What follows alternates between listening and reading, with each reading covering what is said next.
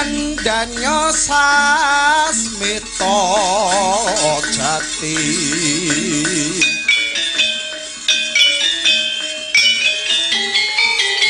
sasmita wangsiting dewa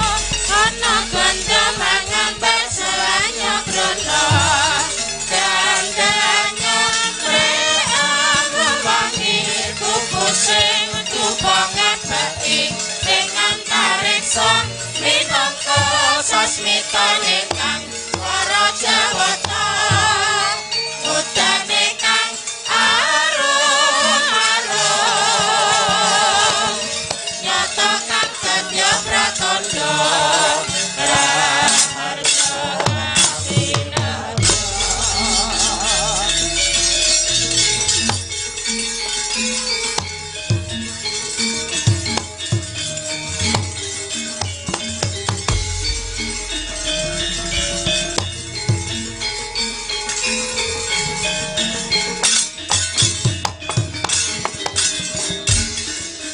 samar pamoreng suksma sinupmaya winahya ing asapi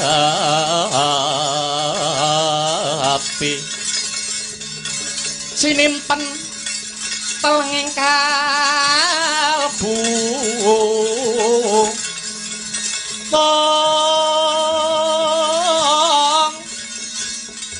pambukaning marana tarlen saking liyep layaping aluyut pindha pecating supena sumusuping rasa jati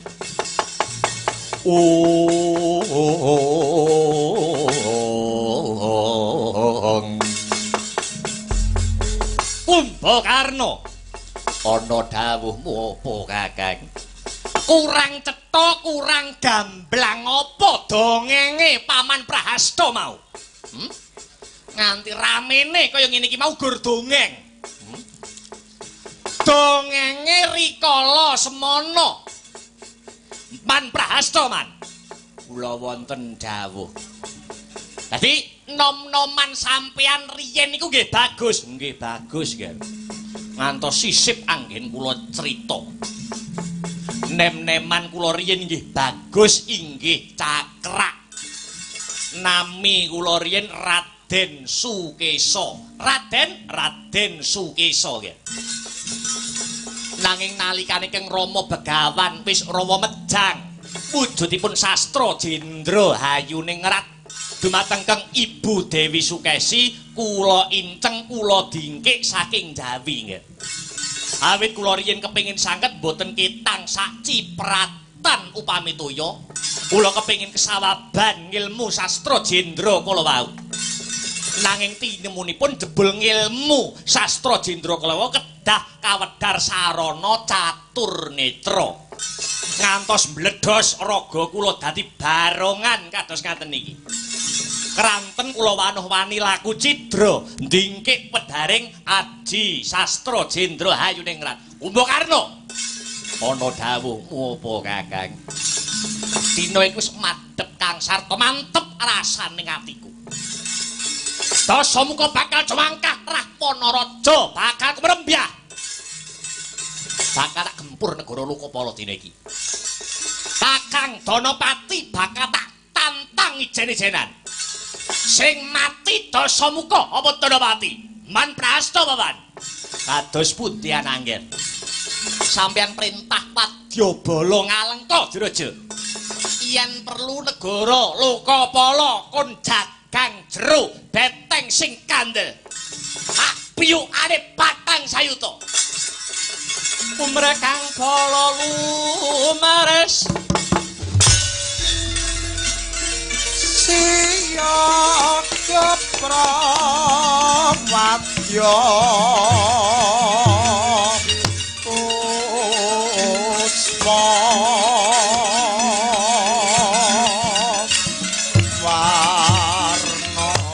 warna-warna busanane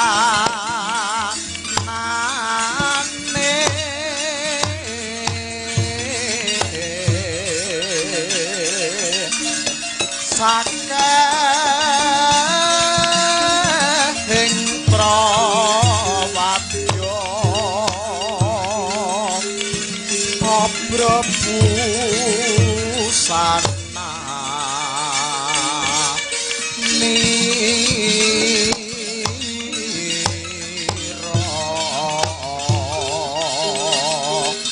swarane rame umuro pindha ombake samudra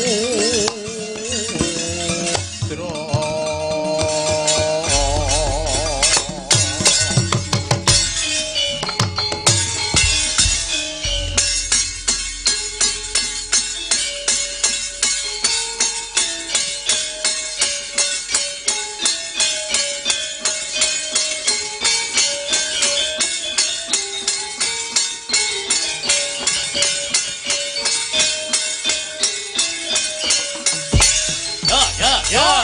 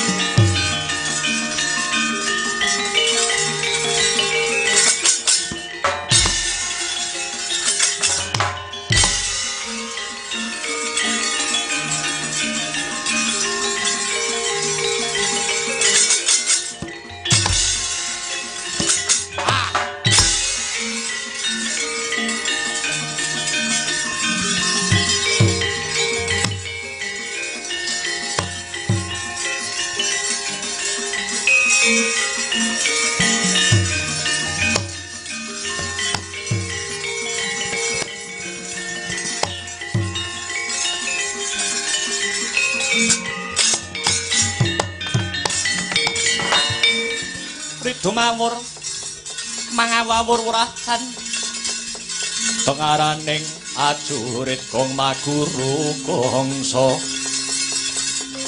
tetek kaya butula para pangri ing kurangga hesti mimang dwaja kang kekitir ora kata ingkang dwaja dwaja lelayu debit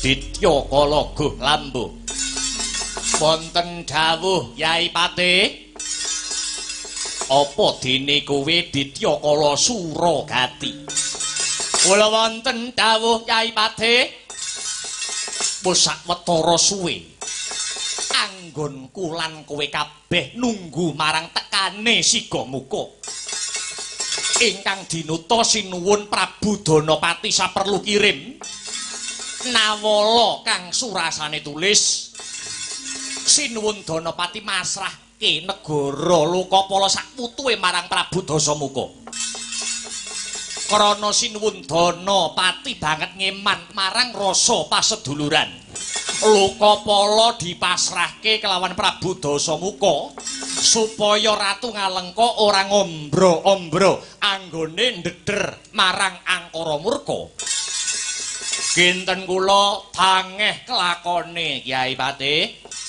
maknane kepiye Guh Lambu awit sampun dados lagak lagu lagon lagianipun Ratu Ngalengka Diraja Prabu Dasa menika sampun kondhang kaunang-unang kajuara saindenging jagat raya ing reh kamurkanipun wegah nampa wewarah nampik pitutur becik duwa piwulang utama ndak kira ya bakale iki mengko mesti ndadekake pasulayan prayoga ngenteni tekane Sigamuka sinuwun kula ingkang sowan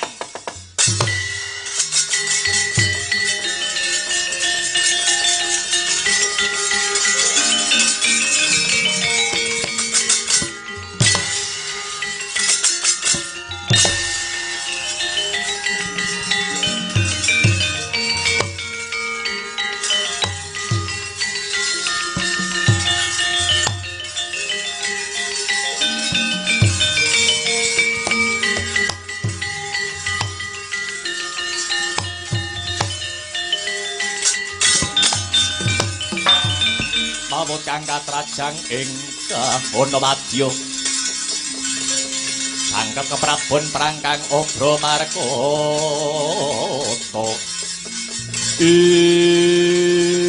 Goh muka kang Musdali nuwun inggih Raden Patih kepriye pawartane anggonmu kirim nawala ana ing negara Ngalengka Diraja gagar wigar mbabar wirang Raden Patih maknane piye Goh muka Prabu Dasamuka mboten purun nampi negari Lokapala secara pedamen malah kepara Prabu Dasamuka nantang dhateng sinuwun Danapati Prabu Dasamuka purun nampi negari Lokapala nanging kedah saranata sing balung uleting kulit saha dipun tumbali nyawanipun sinuwun Prabu Danapati sigra cancut kumregut ngembat watang rabasa mungsu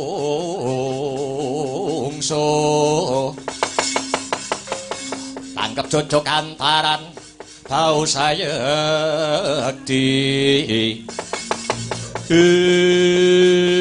yo jagat dewa Bathara jagat Pramudita pranyata ora kena ginawe becik Prabu Dasamuka Goh Lambu ados pundi Kyai Patih kirapke wadya bala sak cukupe tak jangkae wong Ngalengka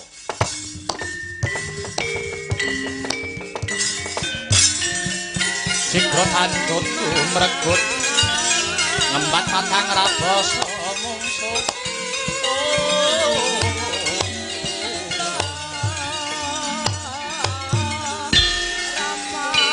kantaran kaos yakti dengalena prateng amus sirna madyaning kabukon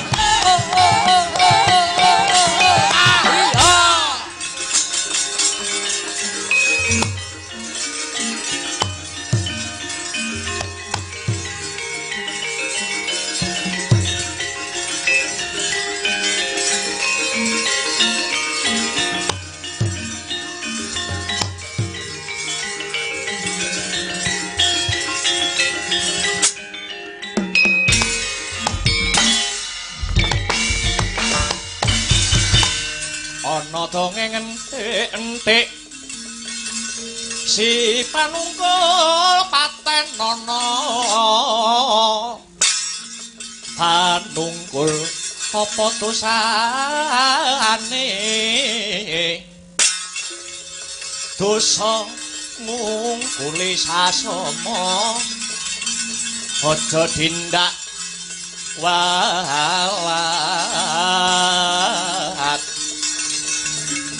lah iya bener tandamu lali sumber katiwasan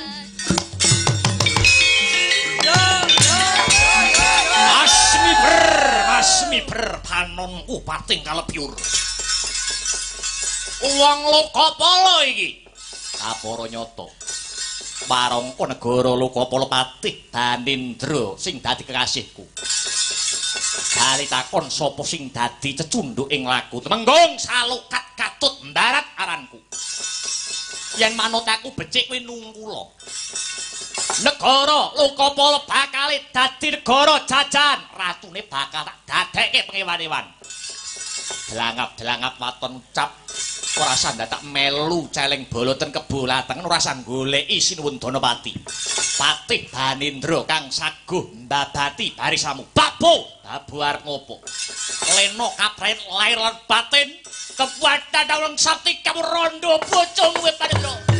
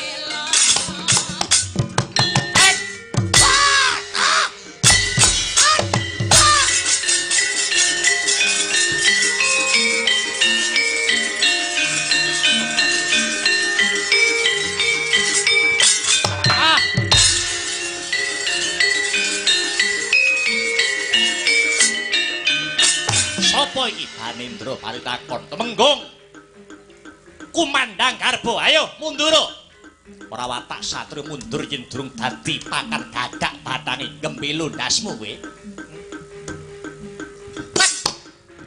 pas ot no oh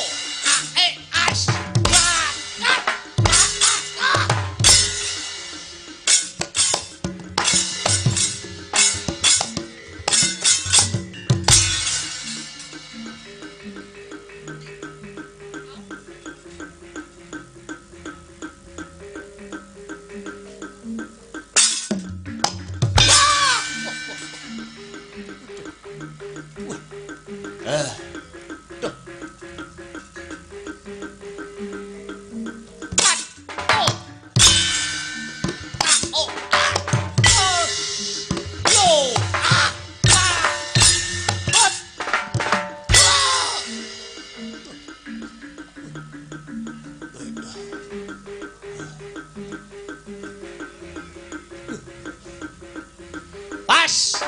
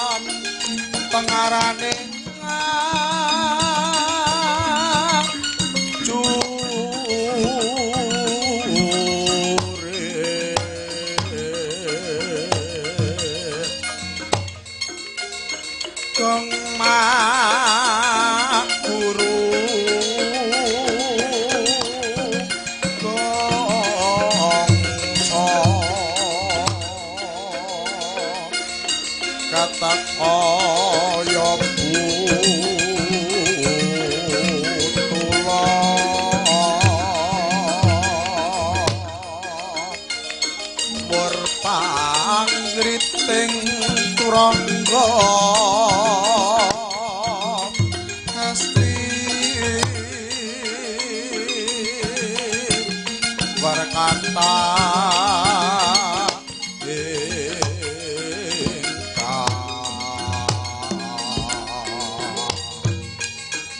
waja lelayu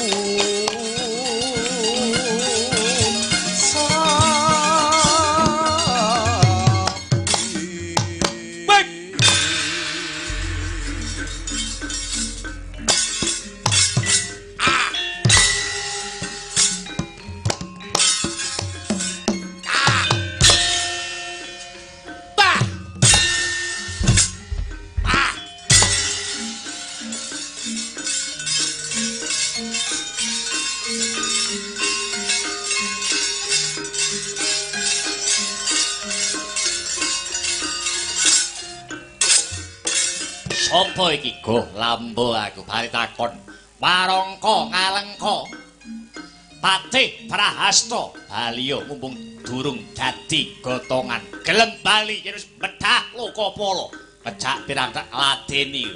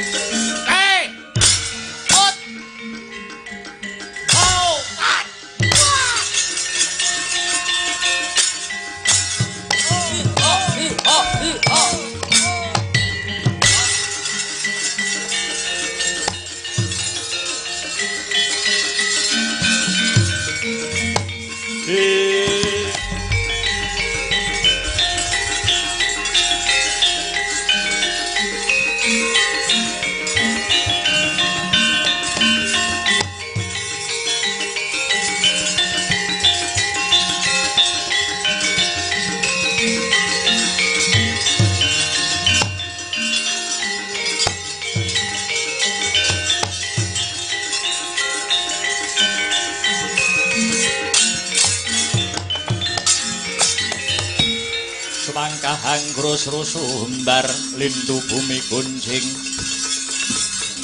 gumaluduk guntur ketuk wong Ngalengka padha mundur padha ra pecos kabeh prajurit Ngalengka kakean cacah gedabyah ora iso ngrebyah do mundur gulunge bumi Lokapala.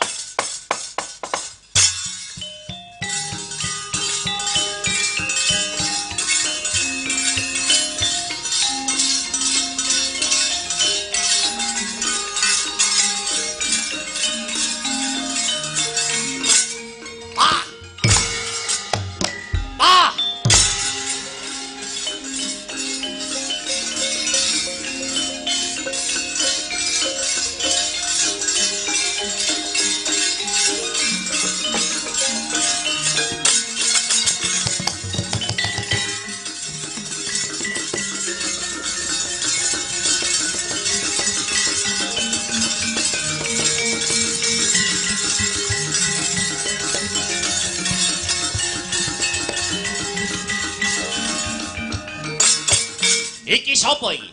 Warangka negara Lokapala Patih Banindra. Ayo. Dasamuka mertobat marang Gusti Kang Maha Agung. Ayo nempuwa dalan rah. Ayo kakan bebangale.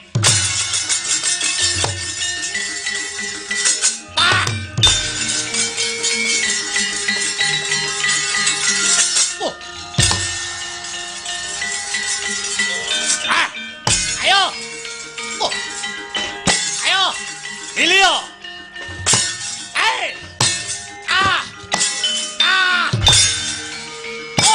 Hot.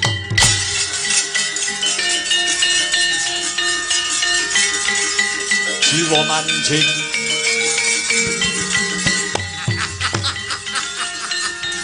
Mutiar Wedanendra.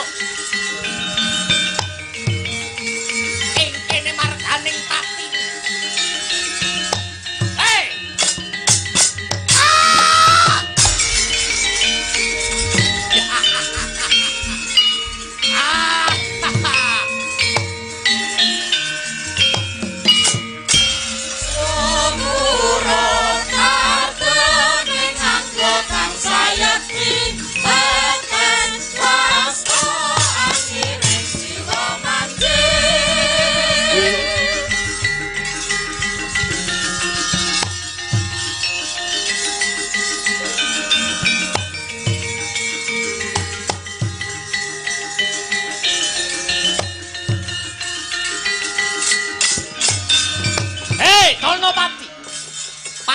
Mudyar ana tanganing Dasamuka. Hei wong Lokapala ayo kroyon iki aku Dasamuka.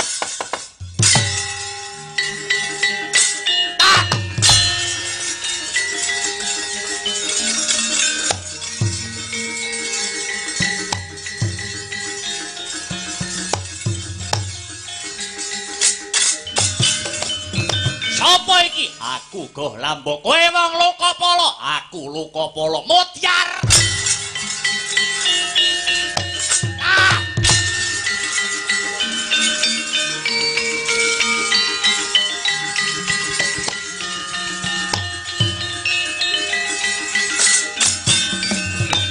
Suragati Mudyar.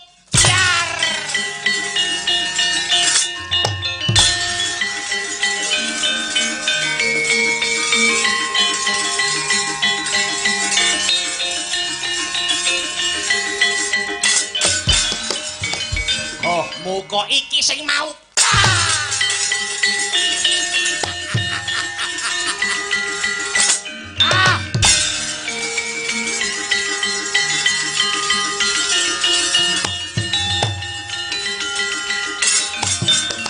Hoi, ya wong Lokapala, aku wong Lokapala. Lakon mati. Lho,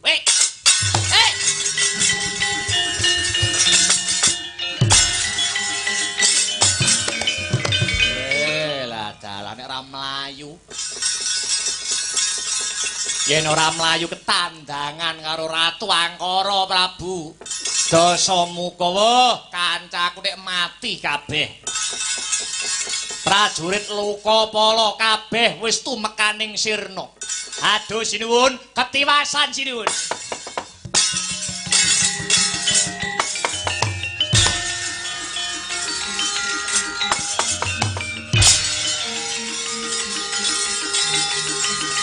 Ora mikir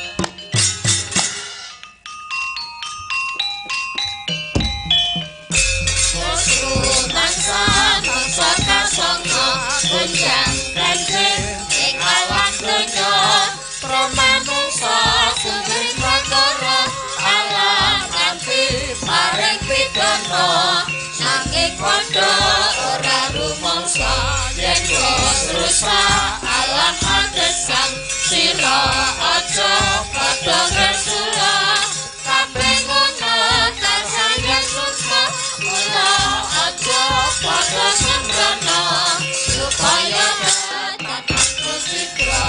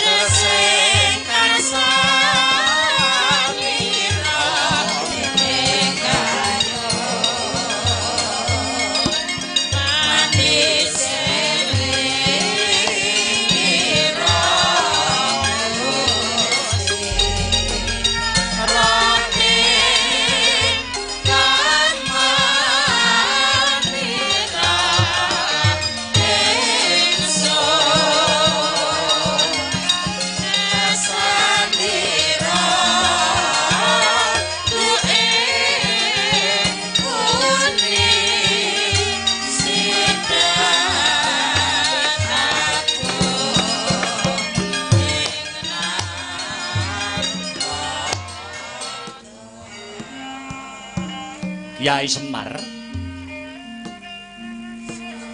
Pojo kaget rasamu yogi. Marmanik Yai Semar ndak timbali kronono babakan kang bakal ndak sunkim pirsa marang Kyai Nayantaka. Lah mbok enggih.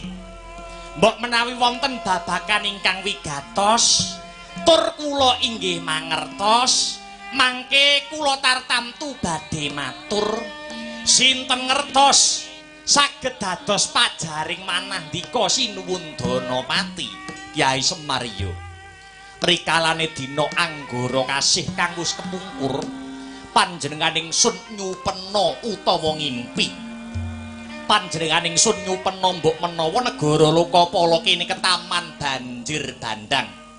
Banjir bandang mau mahanani gapuraning kraton negara Lokapala nganti rubuh. Yai, pasupenan kang kaya mangkono mau tegese bakal ana kahanan apa, Yai? Mangke riyin. Tiyang niku aja mung sok gugon tuhun. Ngimpi niku kembange wong turu. Nek emoh ngimpi ya aja turu. Ampun dipun penggalih sanget-sanget. Awit ngaten nggih, Ndara. Ngimpi niku kapirang cacah sekawan. Setunggal Kawarsita, angka kalih Kadarsana, angka 3 Kacakrabawa, angka sekawan Kadaradasih. Jlentrehe kepiye Kyai Semar? Yen Kawarsita niku warsitaning Gusti utawi pepiling pepenget saking sing gawe urip. Tah, yen Kadarsana niku kapinujon, contone bubar ketemu karo wong kae, banjur bengine kegawa ngimpi. Niku tegese Kadarsana. Tah, yen Kacakrabawa niku tuladane kula batin dhateng jenengan. Duwe kebatinan mbuh apik, mbuh elek, bengine ngimpi ketemu panjenengan niku jenenge Kacakrabawa. Sing pungkasan Kadaradasih. Kadaradasih menika bengine ngimpi awane ana kedadean sing numusi. Niku Kadaradasih. Mangkono Kyai. Nggih Gus. Ngaten nggih sinuwun. Bab perkawis pasupenan menika boten susah dipun penggalih ingkang saklangkung-langkung. Ngimpi niki boten mesti hanjok dhateng kasunyatan. Ingkang baku panjenengan ampun kendhat ndedonga dhateng purbaning Gusti supayane negari Lokapala mriki tansah jinangkung keslametan tuwin karaharjan. Ndara.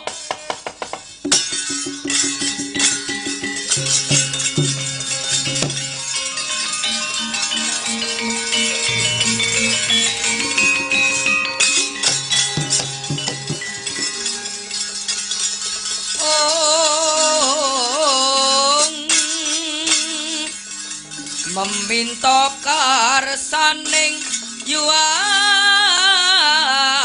gaib wonten pundi dunungipun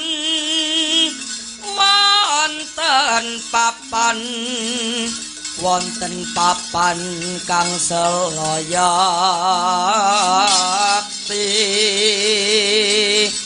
Lamun sira bakal wuninga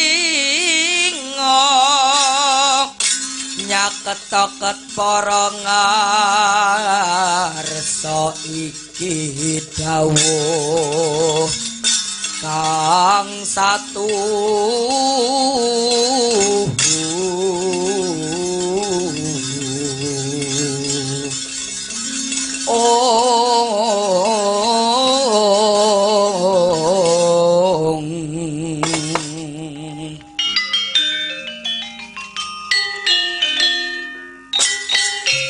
Sopo kae?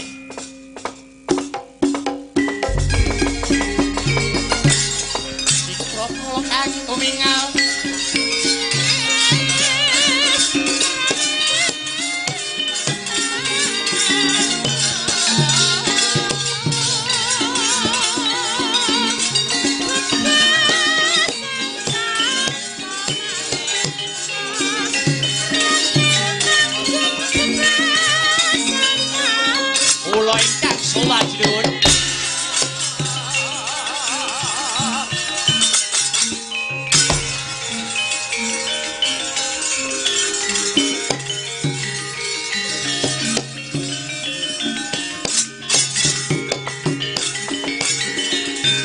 wadone Ratu Tama Patihe patih linuwe Pranayaka Tyas Raharja ndak wis padake iki kaya tekane Ditya kula Simparawan. Kawula nok nuring nggih kula ingkang sowan sinuwun. Kepiye pawartane nalika semana sira ingsun dawi ngawati lakune goh muka marang negara Ngalengka. Aduh. Ngaturaken ketiwasan lho. Ketiwasan piye? Tetela ingkang rayi Prabu Rahwana mboten kenging didamel sae. Buktine apa? Buktinipun layang ingkang dipun tampi kang rayi Prabu Dasamuka mboten tinampi sae. Kabara dinten menika Kakang Goh Muka sampun dumugi ning pejah. Dalasan kang abdi ing kepatihan pun Patih Banendra ugi sampun dipun pejahi Prabu Dasamuka. Mboten kandhek semanten sampun kathah wadyabala Lokapala ingkang dumugi ning pejah dipun pejahi kalian Ratu Ngalengka Prabu Dasamuka. Weh, lajalah.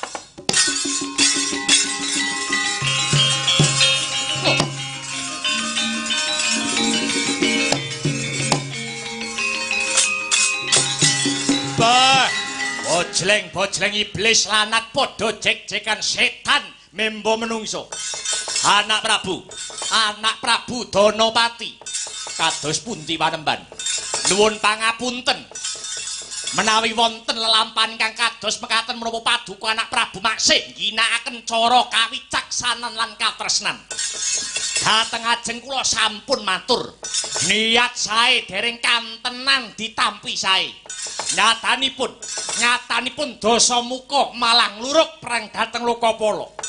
Menawi panjenengan Maksih ginakaken cara kawicaksanan lan katresnan monggo.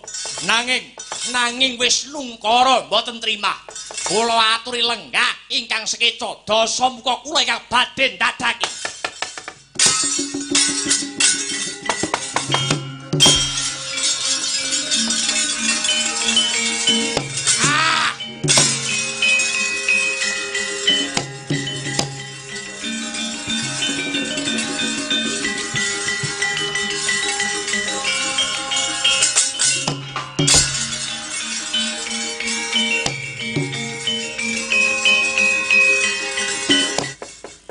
Kabeh iku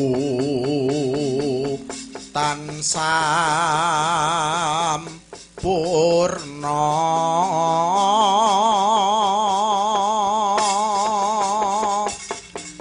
tanpa tut wong budaya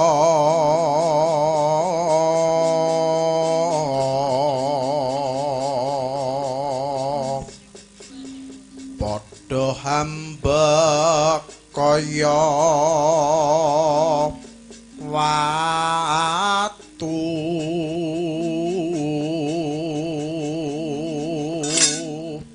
cobane para kasusra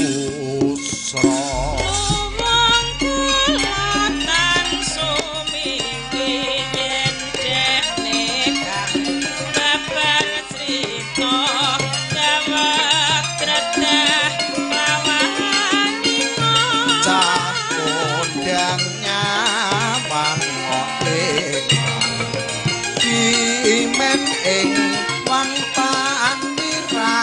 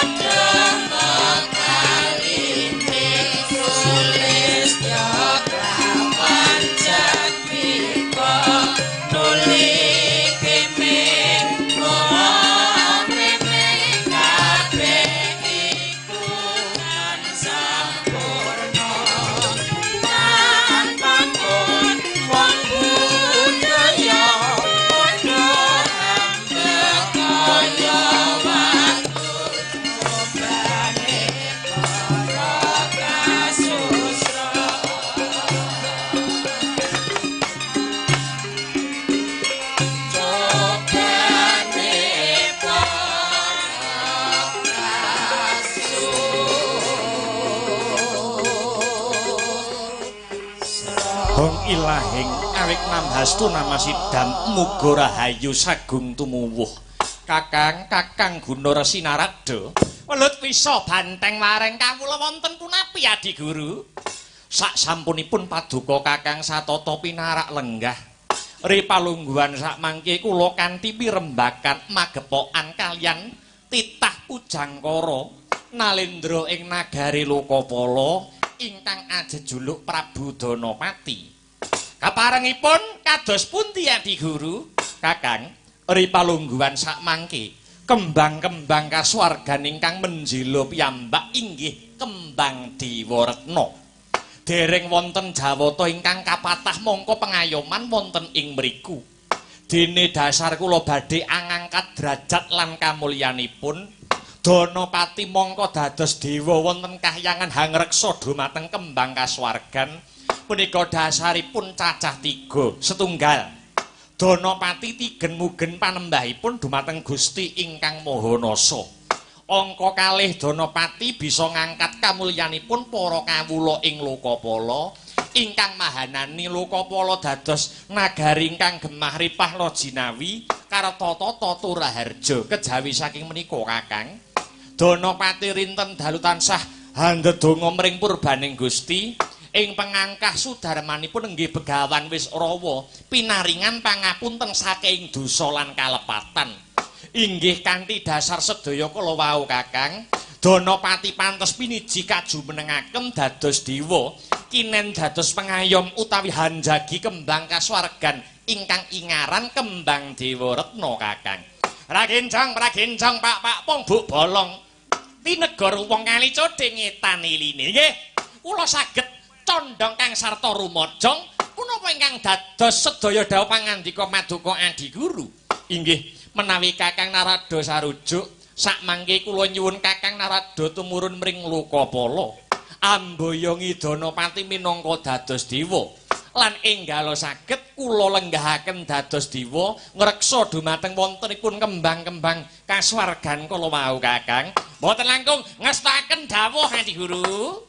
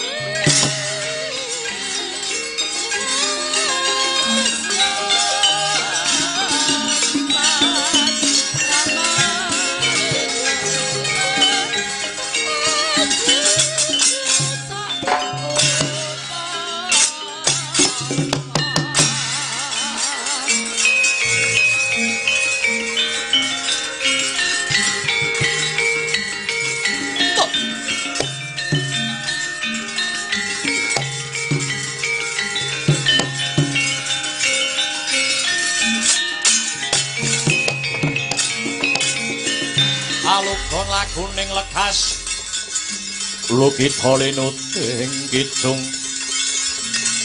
kadung kadereng hamomong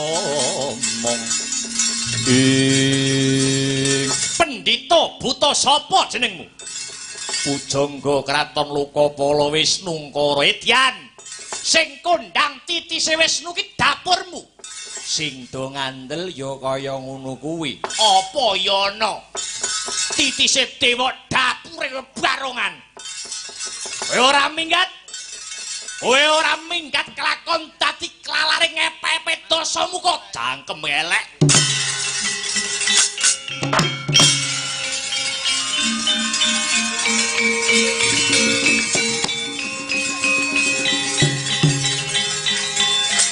Oh.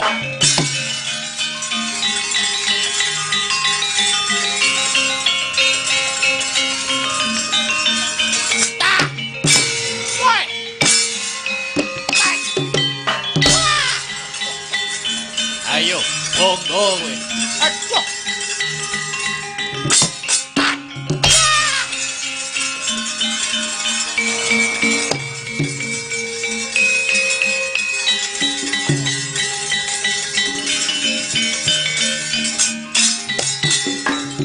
Pujangga kraton Lokapala Sang Wisnungkara nadyan toh Hyang Wisnu semanunggal jiwa parandene mubambabal kanepsone makantar-kantar kamurkane adoh saka rasa kawicaksanan lan rasa welas asih kang mangkono mahanani Bathara Wisnu ora krasan sajiwa honcat saking raga bali mring kayangan.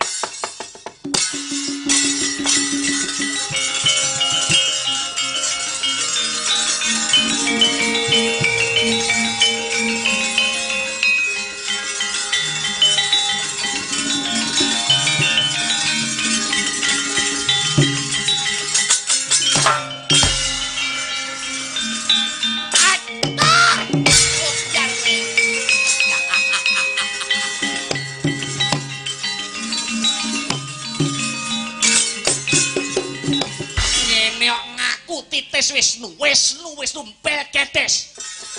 Kakang Tanamati.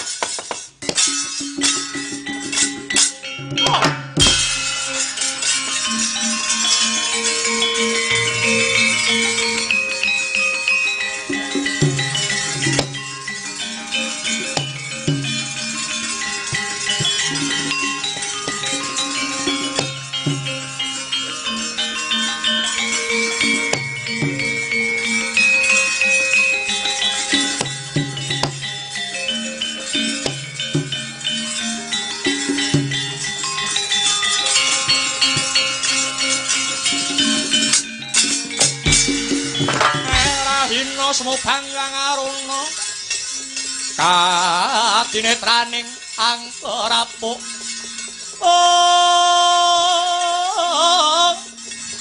sabaning kukila ringkane goro kaketer niki donganing kung lirwuwu sing binibanca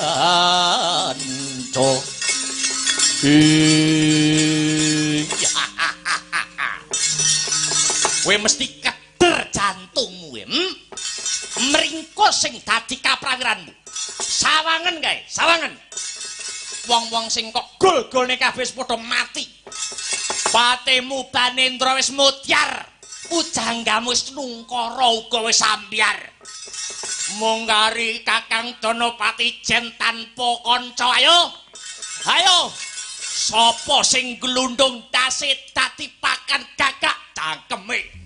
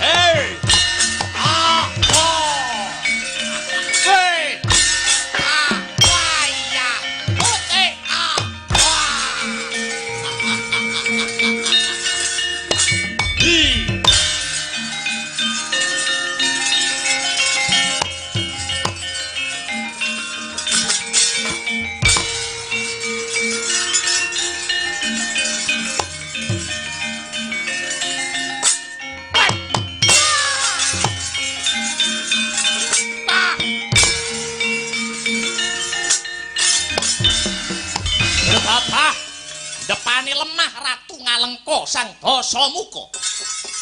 Elok ing kahanan Prabu Dasamuka anggadoh aji Pancasunya. Lamun wis mati sedina kaping 17 paribasane lamun maksih kesrambak bumi geni banyangin kang sarta swasana. Bisa bali urip maneh kaya wungusake Nendra Prabu Dasamuka. Aku isih urip.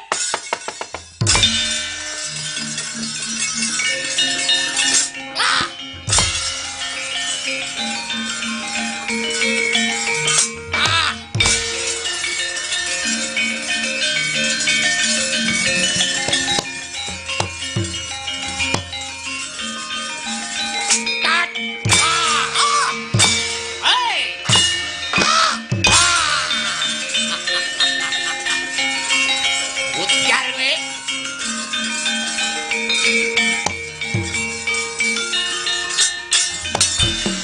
Ora gondro sepiro. Ora gondro sepiro kasektenmu Kakang Danapati. Ayo. Ayo ngadeka sing jejeg adep ana adimu lanang Dasamuka Rawa Rontek.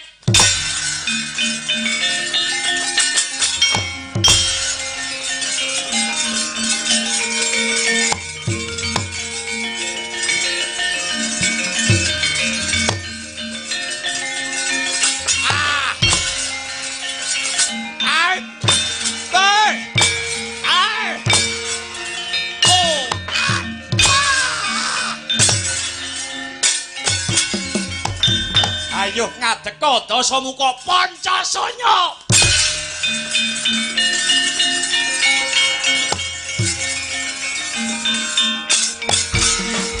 Ancak pirang-pirang lateni kowe Danapati Rawa Rontek.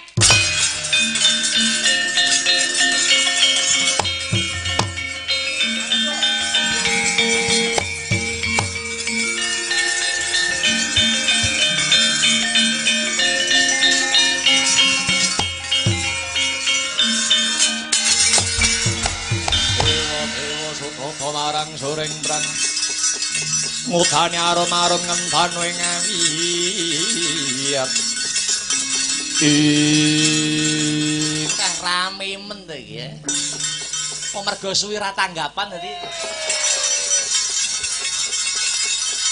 rumangsaku Dasamuka Danapati lengleleng lho siji Pancasanya loro Rawa Soptek rontek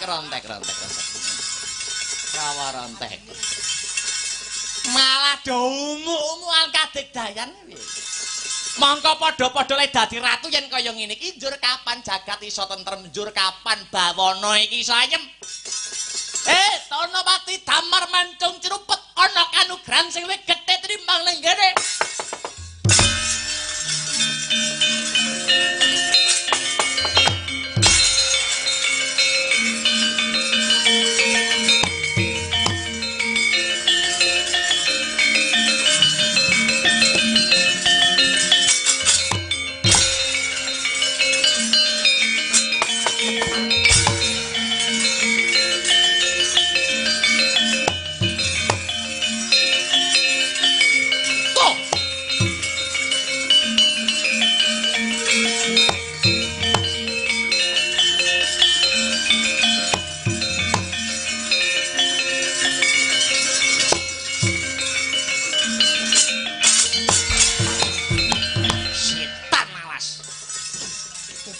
Diwangi dewa mudar Danapati.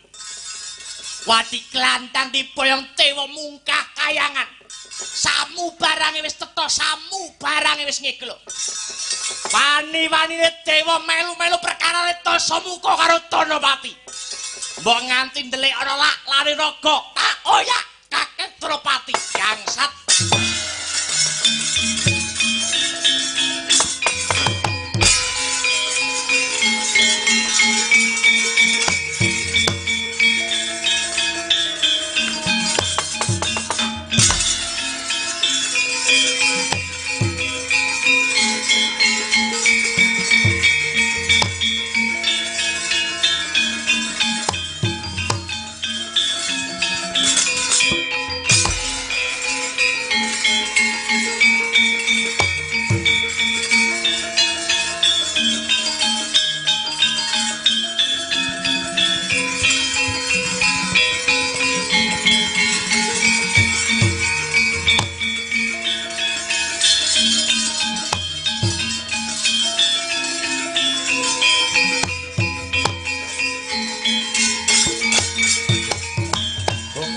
Sekaring buwana langgeng titah ulun Danapati.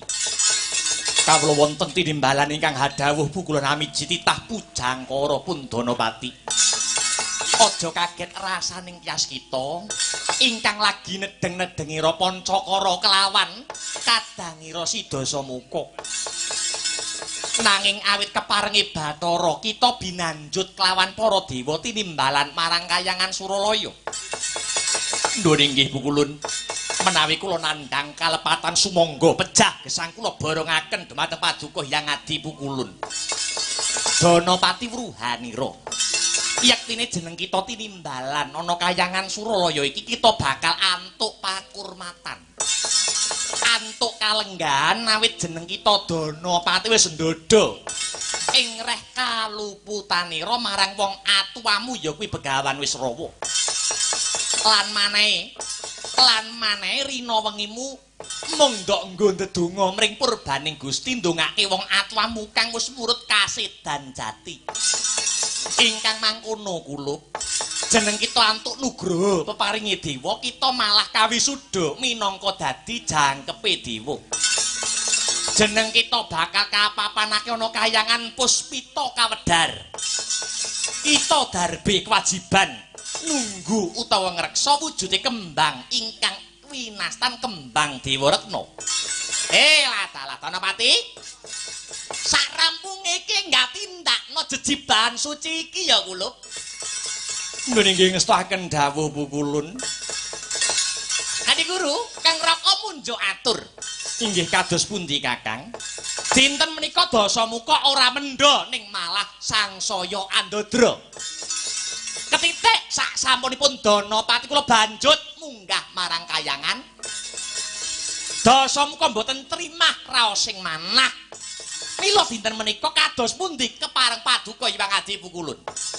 Kakang Narada sru kawuningan dinten sakmangke Kakang Narada rak nggih sampun priksa mbok menawi Wisnu sampun tumurun untat saking angganipun Wisnungkara. Nggih.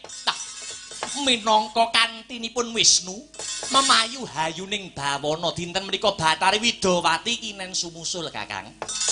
Mandhap wonten Madyapada minangka kantinipun Wisnu anggenipun nindakaken jejibahan. Oh nggih, ngestaken dawuh. Dados Widawati kedah tumut-tumurun wonten Madyapada. Inggih Kakang, iras pantes mambengi Dasamuka. Nyuwun pamit Adi Guru.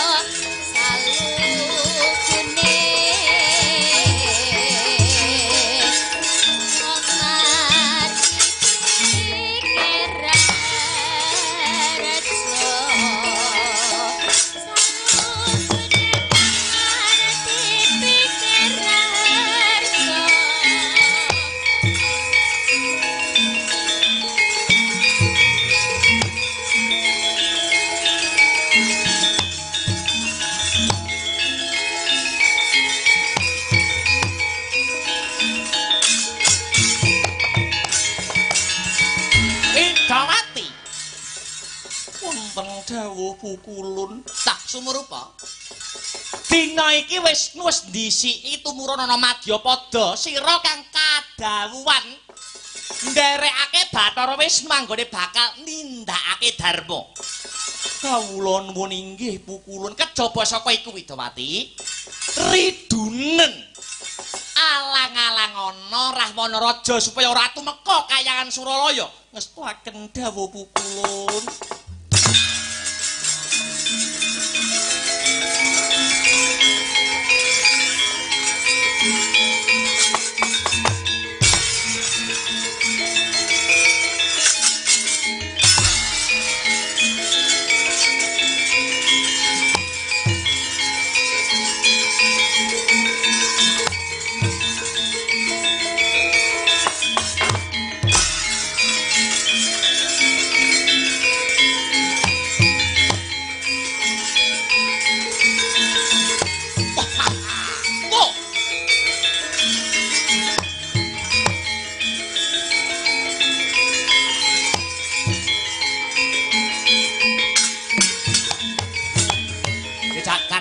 ya dewa ya Bathara.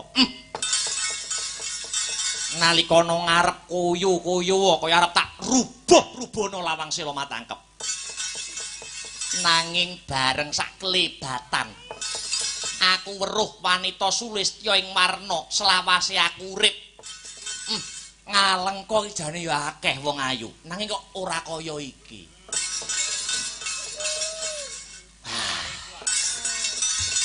Ketemu kok ya yaene. Ora wong ayu, aku arep takon karo kowe iki jane sapa? Iya Rahwana. Lho, kowe ngerti karo aku? Iya kowe Ratu Ngalengka Diraja Rahwana-raja. Bener, aku Rahwana-raja. Sumurupa aku widodari Suralaya sesilihku Bathari Widawati. Ladalah, Widawati iki kowe. Izo. Layak to layak. Iso ngluluke ati sing lagi makantar-kantar. Ning tak kira ora mung aku. Wis to sapa wonge? Nesuwa dikaya ngapa anggeru kaya ngene iki prajur atine. Edan mbok piye? Dawati. Sak temene iki mau kayangan Suralaya kaya arep tak obong-obongo. Kaya arep tak remuk-remuko, kaya arep tak lebur-leburo. Ning aku bisa dadi luluh. Bareng aku weruh karo kowe. Wis saiki api-apian aten, pilihane mung loro, pilihan salah siji. Pilihane mung loro, pilihan salah siji. Gandeng kowe wis bisa ngluluhke atiku Widawati. Aku melu kowe apa kowe melu aku? Wis pilihan. Kowe jaluk apa? Negara Ngalengka mbok jaluk tak wenehke Widawati, tak wenehke. Kondo, kowe njaluk apa? Rahwana. Piye? Wong jejodohan kuwi dasare apa? Dasare wong jejodohan kuwi tresna. Aku tresna karo kowe Widawati. Kowe tresna karo aku ning aku ora tresna karo kowe. Alah. Kowe ngarani aku elek mergo kurang telaten nek nyawang. Timbang aku dadi jodhone wong angkara murka. Luwih becik tak entengke pati. Wah, ra ngerti man, pati ten aku kowe. Oh. Hei, Alek. Oh.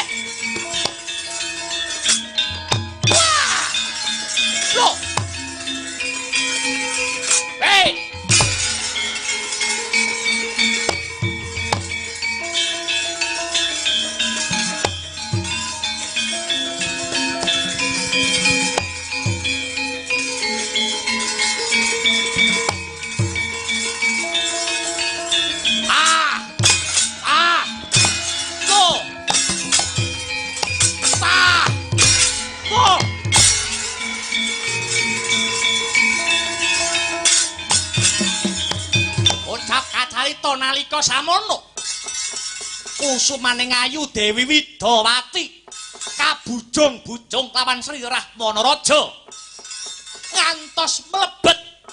ngantos mlebet dumugi Karang Kawidodaren ya ing Tinjomaya. Sami sakala Widawati medal saking jroning Tinjomaya. Sang Prabu Dasamuka arsa nungka nanging daya-daya lawanging Tinjomaya minep nyepet astanira Prabu Dasamuka bengok-bengok sigra sinendal cacat tangane Prabu Dasamuka ingkang setunggal.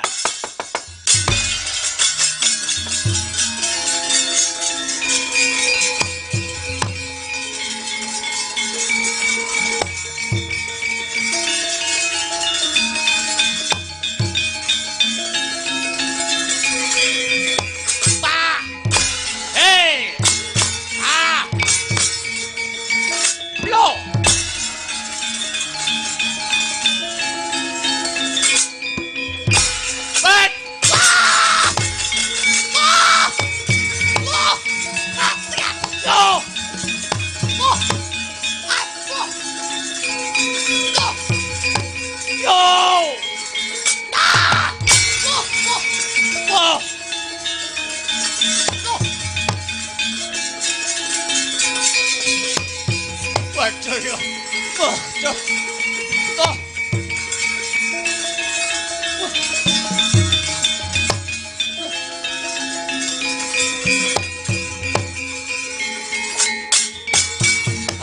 ya.